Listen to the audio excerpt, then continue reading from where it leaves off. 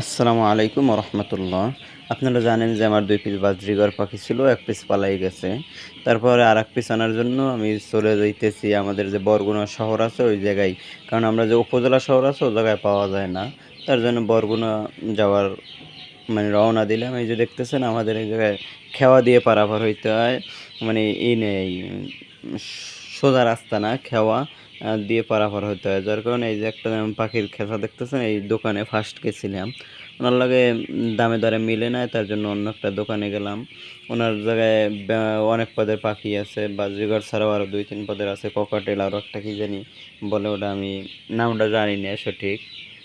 ওই একটা পাখি আছে। তারপরে যে মাছ অ্যাকুরিয়ামে রাখে ওই সব ধরনের মাছ আছে অনেক পদের। দেখে খুব ভালো লাগলো বা ওনার সঙ্গে কথাবার্তা মিললো, ওখান থেকেই নিলাম।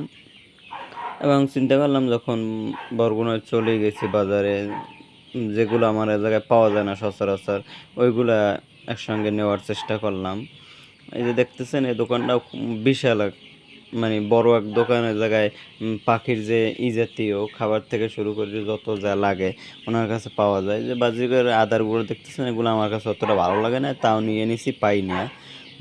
মানে এবার যে সব পদের পাওয়া যায় না। তারপরে এই যে নিছি ওনার কাছ থেকে এইসব নিলাম, গম নিলাম, হাঁড়ি আনলাম একটা, যেটা লাগবে ওটা তো লাগবেই ভাই, না আনে নেই। পরে এই ইটি, এই যে আমার কোয়েল পাখি আছে তার জন্য কয়েক পিসিও আনলাম ডিম রাখার জন্য। এই যে ঔষধ আনছি এগুলো কোয়েল পাখির জন্য। যখন গেছি নিয়েই আসলাম একেবারে।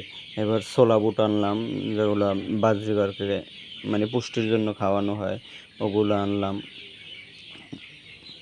তারপরে যে ওই আছে ওটার বলে কি, এই বসি নিলাম। যেহেতু আমার বিটল পোকা আছে কিছু, তার জন্য বসি লাগে, কেজির ১ কেজির মতো বসি আনলাম, ১ কেজির মতো গম, ১ কেজির মতো ছোলা, তারপরে বাজরিগরের জন্য ফিড আনলাম ৩ কেজির মতো।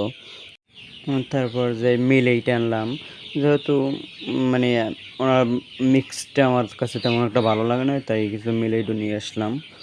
আচ্ছা, আচ্ছা পর্যন্ত শেষ। আসসালামু আলাইকুম।